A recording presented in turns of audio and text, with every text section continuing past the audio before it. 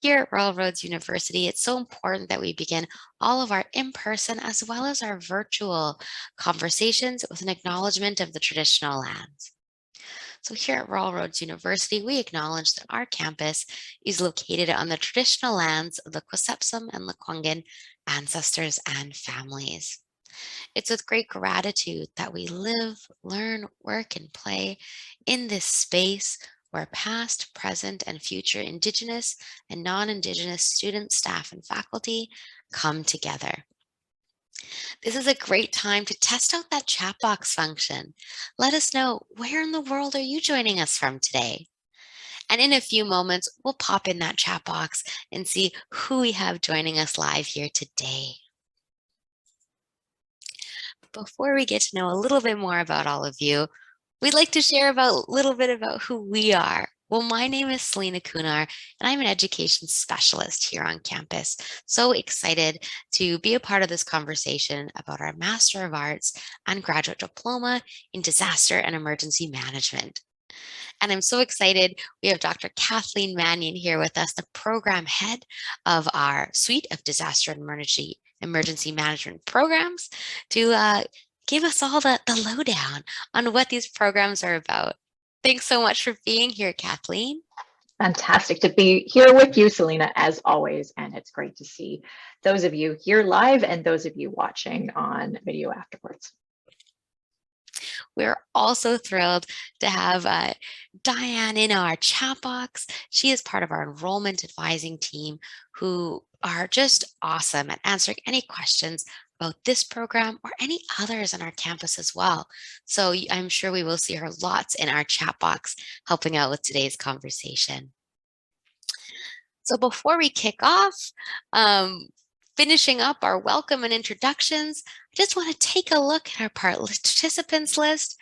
We have folks from joining us all over. Oh, the chat box is coming alive. So Diane from Victoria, Emmett from Vancouver, Winnie joining from Whitehorse, Yukon, Steph from Squamish. We have B. Martine from Hamilton, Ontario, Dr. Anina from Nigeria, Karen from Burlington, Ontario. So we have folks from all across the country and all across the globe with us here as well. That is so exciting. Well, please, let's keep those introductions coming into the chat box. It's so exciting to know who's in the room with us to make sure we're providing information that's helpful to all of you. So I'm just going to navigate back to our presentation here.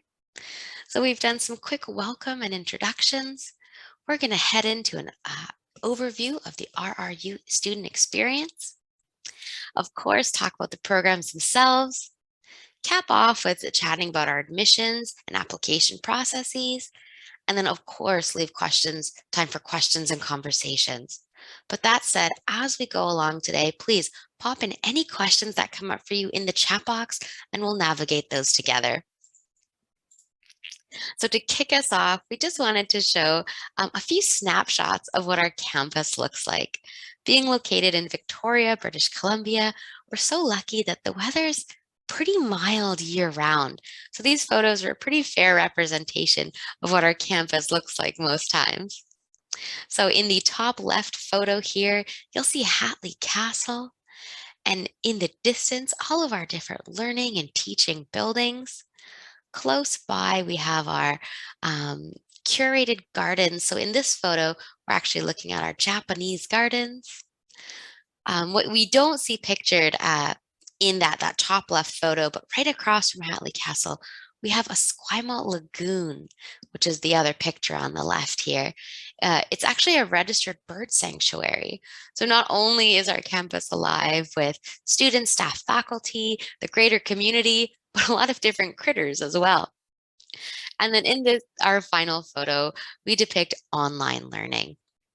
And that's because, here at Royal Roads, our programs are delivered in a variety of ways.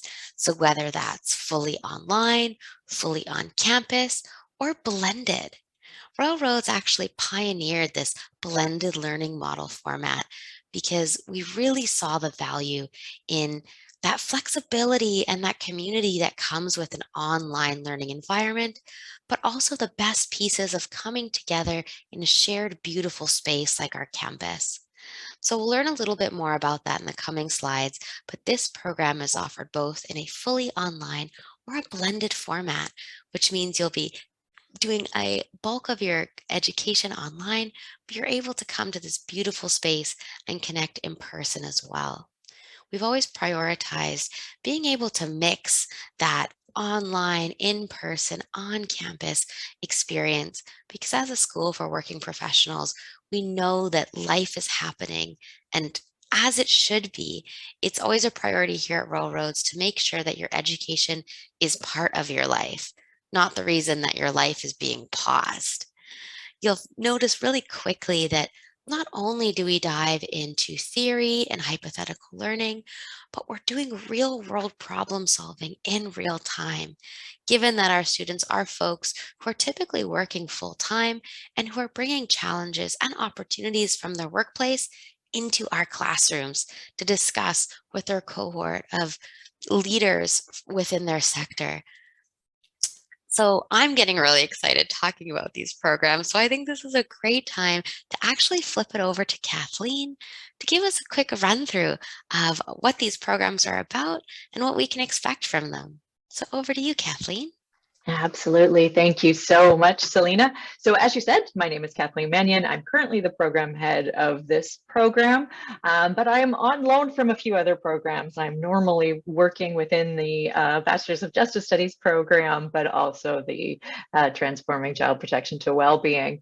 And it is such a delight to be in this program and watch our students really thrive through this process. So I am delighted to share with you my perspective on what the program is about. And Selena, I think you summed up very well what the university is like, but also particularly this program, the idea that we are really drawing from real world experiences. We're working with that and building that deeper, more critical thinking to better understand those disasters that are sadly promulgating in our world at the moment. So looking at the range of responses, obviously, we're working through the emergency management phases of mitigation, preparedness, response, and recovery, but we're asking students to bring their knowledge and experience, and they often come with pretty intense levels of experience in different sectors working in this space, alongside students who are coming from undergraduate degrees. And we ask them to really deepen their perspectives, their critical thinking around those processes to really look towards next steps and how we can better address some of these areas, some of these issues across different disciplines. If you want to go to the next slide, that'd be great. So this is, we have two offerings. We have a Master of Arts. Excuse me, a little frog in my throat. Masters of Arts, which is a 2 or 2+ year program, 36 year credits for this. We have two offerings, as Diana lovely has put into the chat function. Our June intakes are fully aligned. One of the things that we found during the pandemic is that there were a number of students who really wanted to join this program and felt it was a little bit too much for them with their current situations in life to come to our residency periods. We have 2 in the blended offering, which are 2 weeks long, twice during the program. So we've offered this online learning partly because of the pandemic, but I think we are going to continue that because we have found that there is a group of students who really find that that is more beneficial for them. So in addition to those 2 offerings, we also have the graduate diploma. So those who just want to dip their toes in and want to just take the 1 year, they can do half the program, which is the equivalent to the diploma of 18 credits. And in the exact same way, we have both the online and blending offerings for those students. Next slide. So I wanted to just give you a sense of what this looks like, because we get a lot of questions about what does online learning look like? What does blended learning look like? What is the model of Royal Roads University?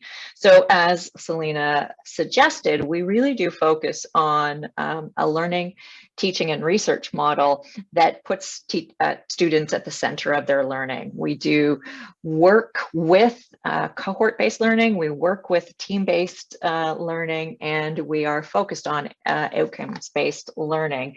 And what that means is that you are very central to your own learning process. But I wanted to walk through a little bit about what the program looks like. So before you come, because we are bringing students from a range of different sectors with a range of different experience, some are coming that are fresh out of university and they're a little bit younger. Some of them are more seasoned, have been around for quite some time within different areas of disaster emergency management.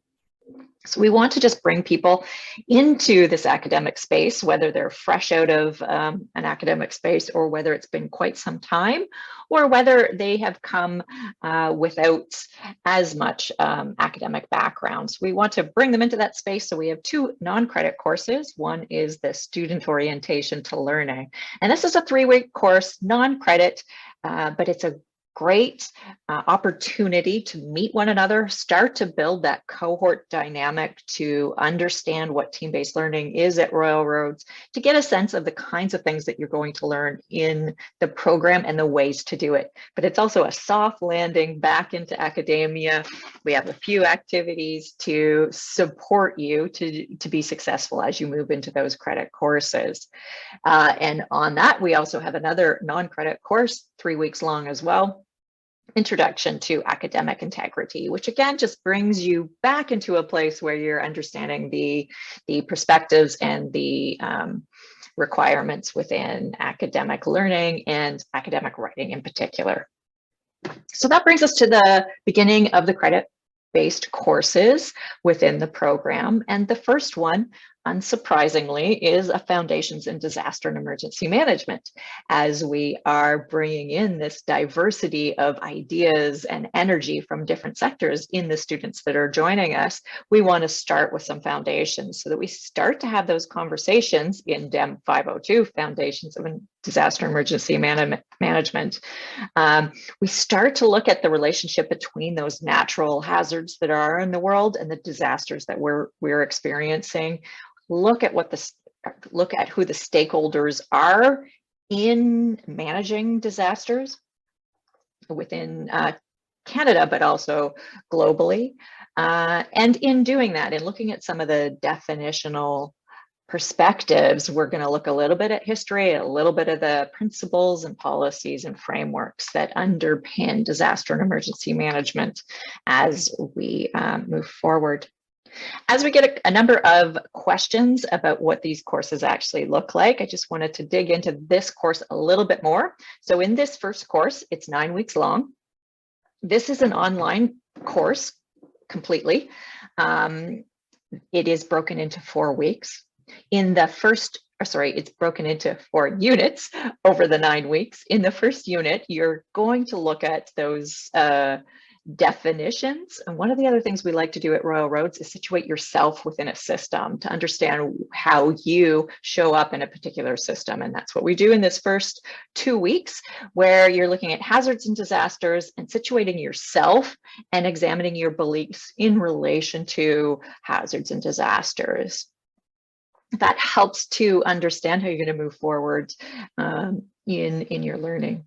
In the second unit, it is 3 weeks 3 weeks long, where you're looking at hazard, risks, and vulnerability.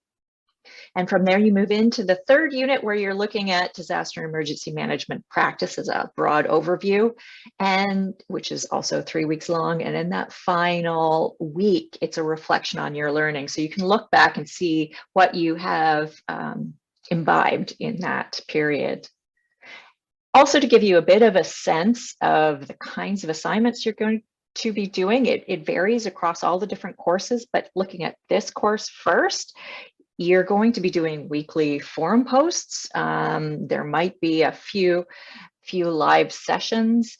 So there is some grading on that. You have a reflection paper looking at your relationship to hazards and disasters. You have a bit of a glossary exercise that you're going to be doing, and then you're doing an integrative paper exploring your understanding of hazards and disasters. And it's a nice soft landing into the program. The second course in the program is DEM 503. And in this one, facilitation, coordination, and decision-making in multi-stakeholder environments, you're really starting to look at some of the competencies that will support a disaster emergency practitioner to move through whatever role they have. And of course, one of the things you need to be able to do is to effectively engage stakeholders. And that's what this is really focused on, is giving you some real world examples and delving into how you could bring in a diversity of perspectives to have a response that is more appropriate to the given situation.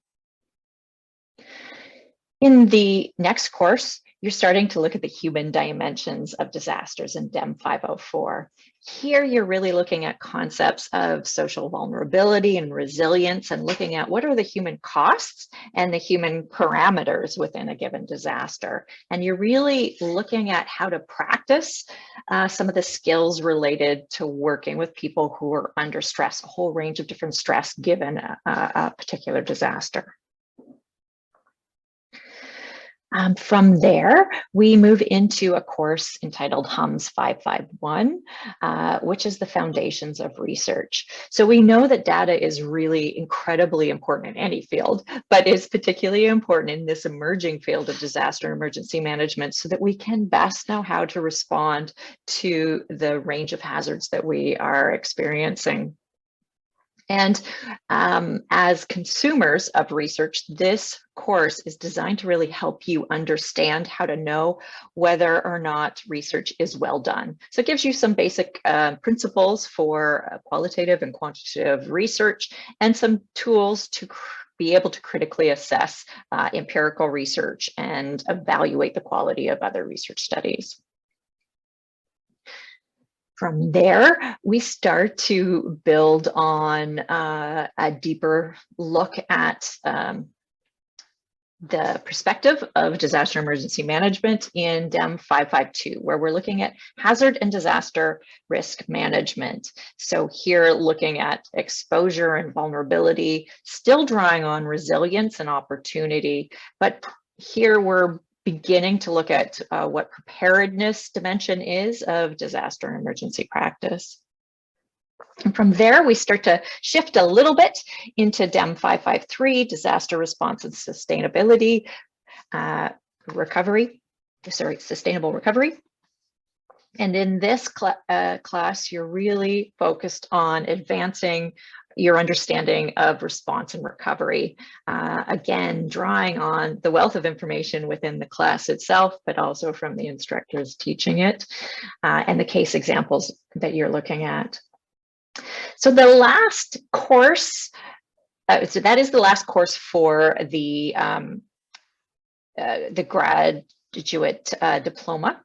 And at that point, if you felt like you had enough, you could exit at that point. If you wanted to go on to the full master's degree, then you're going to step into one more course that is with your whole cohort, which is DEM 601, which is disaster emergency management planning from policy to practice.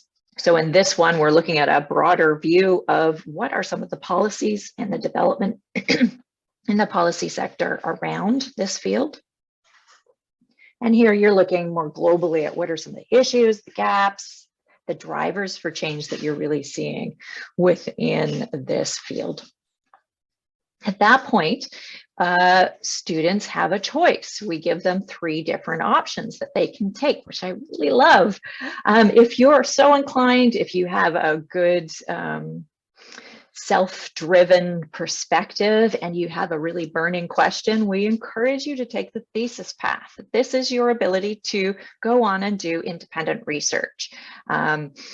If you're going to take that path, your next step is to take advanced research methods, where we'll delve into a little bit more detail about how to actually design and implement research studies to prepare you to have a year of doing your own research. Two other options that you have are either taking a course-based track where you're going to take 3 elective options, when I'm going to give you a list of the options that are available. And then at the end, you're going to take a short paper course. And the idea of the short paper course is you're going to come back with some of your cohort to really explore what you've learned across the electives, but also across the program. The third option that you have is if you want to take an internship. So this gives you the option of taking 1 elective and then an internship. So working with an organization, which is going to really develop your practice, maybe in a new area of work for you, or if you are an emerging professional, going to give you some insight into the work world within disaster and emergency management. That's the equivalent of 2 courses. So that's going to go across 2 courses so that you can delve into work issues. And again, that's going to culminate in the short paper course, which you'll come back to with those students who took the course-based track. So it's really great that you have those options. And I think one of the things I hear from students most is it's hard to decide which one they want to do, but great options. Okay, next slide, Selena. This gives you a little bit more detail about those completion options for those taking the thesis track. It is in the second residency that you're going to switch over. The elective courses are all online courses. And the internship track, the course is a 6-credit internship. And if you're taking that, there is an additional non-credit course that you're going to take that's just going to prepare you to launch into your internship. For the internship, you are looking at doing 420 hours of work within the given organization you're working with, but that's in addition to the coursework of the course itself. So that gives you a good overview. What I didn't cover really is for the blended program, the residency aspects of the program. So for the online program, it is completely online, but there is 1 intensive period. So in DEM 503, you have 1 week of intensive work, which you will have to take off from work in order to be joining live sessions within that course. But the rest of it is usually structured on week work, which means that you will have things you need to complete within a week, but then a little bit more flexibility in how you manage your week. We do have some live sessions, but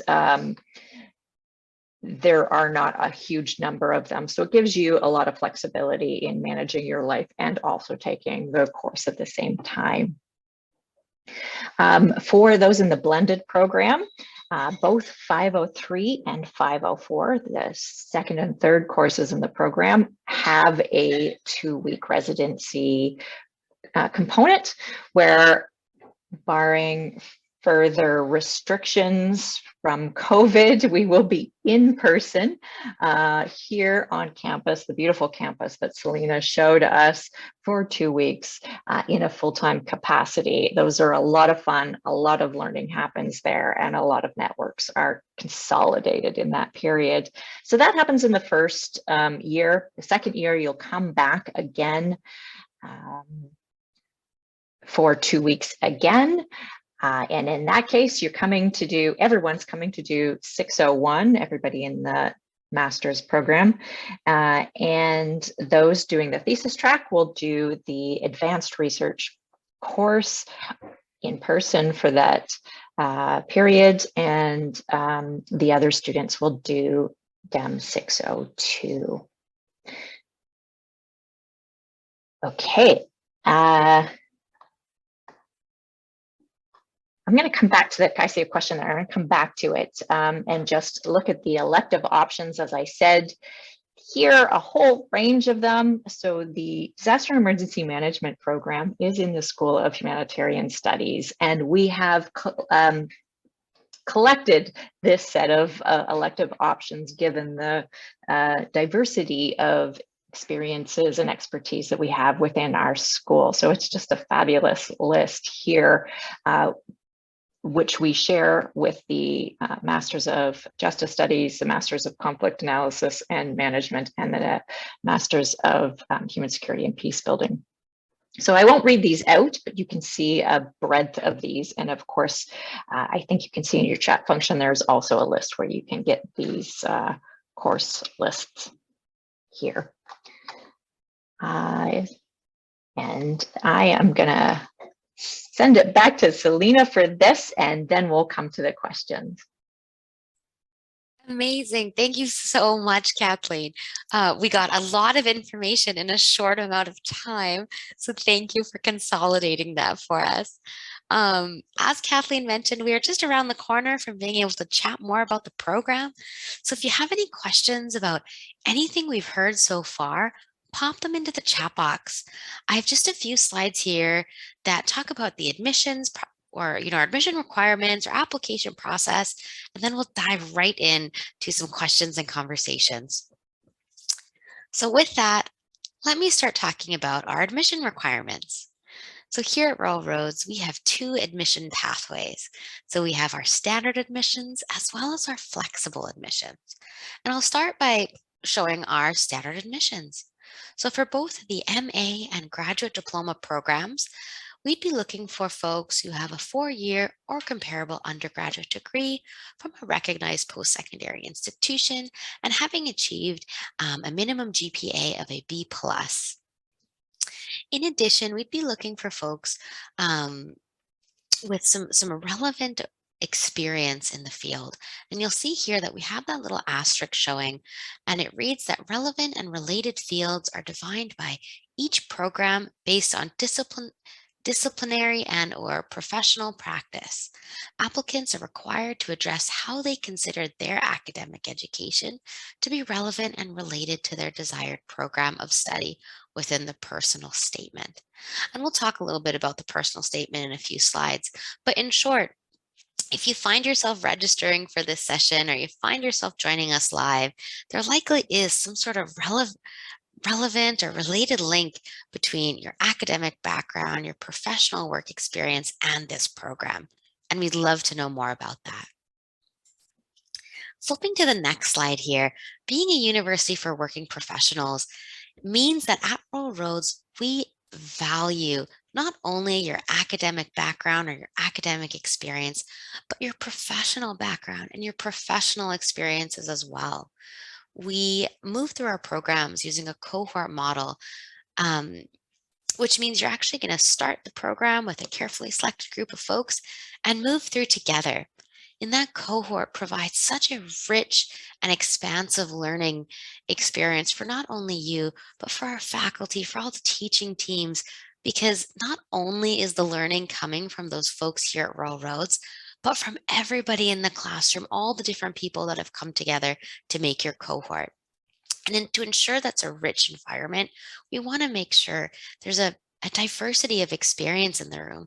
So folks who may have traditional academic backgrounds and folks who have extensive work experience as well. So that's where flexible admission comes in. This is for folks who might not have that traditional academic background, but you've been in this field for a really long time and your experience can speak for itself. So if you're thinking, okay, maybe I don't have that formal undergraduate degree, but I've been working in this field for a long time, flexible admissions could be for you. So for folks who meet the degree requirement, but perhaps not the GPA requirement, we'd then look for you to have a minimum of 5 years of relevant professional experience. For those folks without an undergraduate degree, we'd then look for about 10 years of work experience with a minimum of 2 years of relevant professional experience in a leadership or management position, or an equivalent combination of education and experience. And you'll see a double asterisk there when we talk about leadership or management position. If you head to our website, we have some wonderful guides around what does that mean? Leadership doesn't necessarily have to be those formal positional titles, but instead, what is inherent from the roles that you've held? How many ways have you interacted with others and helped reach shared goals? So head to our website if you have any questions around what leadership and management experience could be in relation to your professional work history. But also, flexible admissions is something that's assessed on a case by case basis. So if you have any questions about what this could mean for you, connect with our offices. We're always so excited to learn more about you, about your background, and help you identify if this is the program for you. To to ensure that not only we're supporting our students when they're trying to figure out if this program is for them, but also continue that support as you begin and enter the program, we ask that all of our flexible admission applicants complete our academic writing and critical thinking course prior to starting their program and obtain a minimum of B+. So this is a well-loved course on our campus with folks from a variety of programs and also folks who have entered our programs through standard admissions, but maybe are, quite a few years from their last academic experience. They come together to complete academic writing and critical thinking because this allows you to start your program with the same skill set as the rest of your cohort, that you're not worrying about, well, how do I do APA? How would I structure this sort of paper or report or project? Instead, once you begin the program, your whole cohort can be focused on the learning and the content. And then you can apply that content to academic writing and critical thinking structures. So if you have any questions about this course, again, connect. As it's so well loved and so well used on our campus, it's offered at least every month, and sometimes even more than once a month in our busier seasons. So how exactly do you go about applying? Well, while at Railroads, we have our flexible and standard admissions, the pathway to applying is the same. So you're going to start with an online application, and that online application includes a fee of $128.81. And once that online application is submitted, we then are going to look for some supporting documents. So for example, official transcripts, a personal statement, structured resume, and 2 letters of reference. Our website, again, is such a wonderful resource to reference when you're putting together these documents. So it has some helpful hints as, we have some questions to help guide what your personal statement can look like. What are we hoping to know about you? So for example, for the personal statement, some questions are simple as, or perhaps the words are simple, but the answer may not be as simple. Why do you wish to enroll in this program? What sort of academic courses or training do you have in this area? How is this program relevant to your future career goals? What special strengths would you bring to the program? Those are just some of the questions we have available on our website to help kick off what putting together the personal statement could look like. But then, of course, we have some practical information as well. So, how long should that personal statement be? How should my structured resume be structured? How do my referees get their letters to your offices? So the website is the place to be when you're putting together these documents. But again, we are always here to help. So when we're talking about admission and application, I guess an important thing to talk about would be the upcoming intakes. Our online delivery start date is just around the corner, being set as June 20th, 2022. So its application deadline has passed. It was set as March 20th of 2022. So if you are someone who's currently working through an application and have any questions, please just connect with our offices. Looking towards our blended delivery. Our blended program starts November 21st of 2022, putting its application deadline at August 21st, 2022. What's really important to know about these application deadlines is that's when we need to have that online application in. That's the most important thing because that lets us know that you're interested in having a seat in the program. Because this program intakes, I guess you could say twice a year, but once per year for the different delivery models, it can fill up quite quickly. So if there's a particular delivery model that you're interested in, and then a year that you're interested in starting, please get that online application in because then once your supporting documents come in, we can adjudicate your file and let you know about your seat in the program. The reason we fill up so quickly is because we're not actually going to wait until that application deadline to then assess all of the applications that come in. Instead, as online applications come in, all of your supporting documents have been submitted, we're able to adjudicate your file right there and then let you know about your seat in the program. So that online application really signals to us your interest in delivery type and start date as well. So I saw early on we had a question around financial aid, and we get these types of questions a lot, as we should. Financial planning is such an important part of your post-secondary journey. So on this slide, we have some notes here as to what our financial aid and awards specialists have their fingertips on to help answer any questions for you about things we have available both internally here at Rural Roads or externally as well. So if you have any questions about loans, scholarships, awards, or other types of funding, please connect with this office. On this slide here, you have their website as well as their direct phone lines as well. And we'll be sure to include that information in our follow-up communications. So every time I've said, please connect with us, our offices. Well, these are our offices. This is how you can connect with us. We are so thrilled to have our enrollment team be ready and eager to chat with you about this program or any others on our campus as well. So if you're joining us as a Canadian citizen, permanent resident, landed immigrant, or refugee, you're going to connect with us at learn.more@ruralroads.ca. And if you're joining us as an international citizen or temporary resident, send us an email at learn.more.international@ruralroads.ca. Our teams are staffed with advisors who are well equipped with the Canadian sector, North American sector, or um, what's going on in different countries and different requirements as well. So please make sure you send an email to the team that can best suit you, as they'll be able to give you information that is tailored specifically to you. So with that, we have come to a close on the formal part of our presentation today. I'm going to stop sharing my slides, but I do see a few alerts in my chat box, which is so exciting. So let's head to the chat box and answer any questions that come up as well. I just pop in here, Selena. So I see most of the questions have either been answered by you in this discussion or by Diana in the chat function, which is fantastic.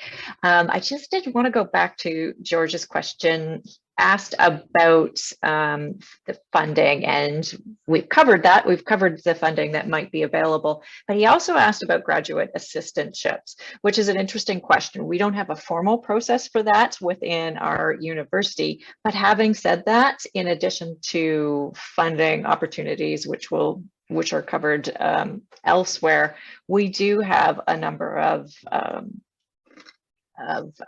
faculty who are involved in research and are often looking to have research assistants. So that's another option that might be available. Of course, we can't guarantee it because it comes and goes and things are a little bit fluid there, but that is a possibility. Thanks, Kathleen. I see we had a question here from Winnie around, are people/resources specialized to help with flexible admissions other than the general admissions office? And then we had a response here to please schedule an appointment with an enrollment advisor. They are here to help and answer any questions that come up as well. And then a link was shared around the application process. program schedules for both intakes. And what we can do is also share a link either now or in the follow-up communications around how you can go about booking that appointment. That is one of those silver lining things that came out of these challenging times, is that now we're able to host these appointments via Zoom, but also telephone is always available as well. So we'll make sure to send that link around for how you can connect with our teams. So we have a question from George here around, can the graduate applicant apply for the, please can graduate applicant apply for application fee waiver? So typically we do not waive our application, our waiver fee. But what you can do is please always connect with our offices, because if there's some considerations that are happening, we are always eager to hear to listen and do our best to help. So again, please connect with us at either learn.more@railroads.ca or learn.more.international@railroads.ca. And then Emmett had a question. Do Royal Roads have student support for people with learning accommodations? Kathleen, I'm not sure if you wanted to speak to Sure. that. Sure, we absolutely do, Emmett. We have a fantastic group of people who are here to support students through a range of different scenarios. And definitely we do have student accommodations, and we do have counselors that are here to help students, again, through a range of different scenarios. And then we have another great question from Steph. If you get accepted into the program and can't pull together the funding in time, can you choose to defer your acceptance into the program? And then part 2, also, if you choose to start in the blended program, can you switch to the online version in the second year? Both great questions.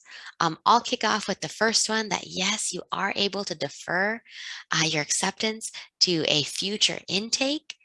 But for the second part of that question, I'm not sure if Kathleen, if you wanted to speak to that. Oh, wonderful.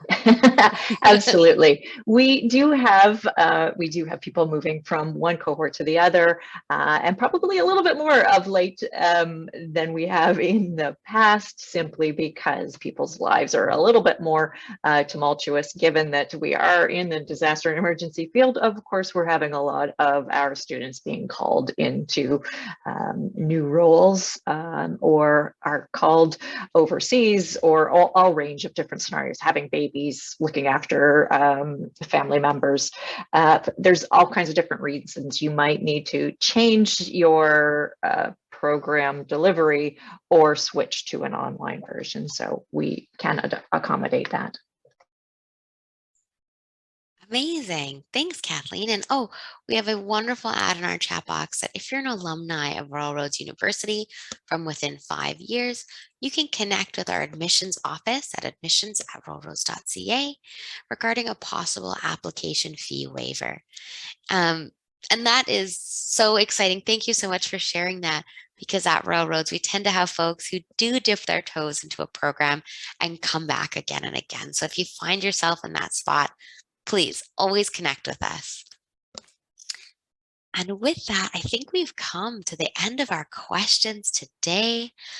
We'll wait a few extra seconds in case something else is being typed. But until then, Kathleen, was there anything else you wanted to share before we close out today? I don't think so. I hope that we have been able to answer some of your questions, ones that you posed, but ones that you had that you didn't pose. And as Selena has said, please do reach out if you have further questions. Of course, as Selena said, there are a range of places you can ask about admissions and a range of places you can ask about funding. If you have any questions about content or the program delivery, you can also definitely reach out to me. Amazing. Thanks so much, Kathleen. As Kathleen so beautifully highlighted, despite our webinar being closed today, the conversations are not. We are all here and eager to keep chatting with you all. So with that, we wish you a wonderful rest of your morning, afternoon, or evening, depending where in the world you're joining us live, or where in the world and when in the world you are watching this recording. Bye-bye, everyone. Bye, everyone. Thanks.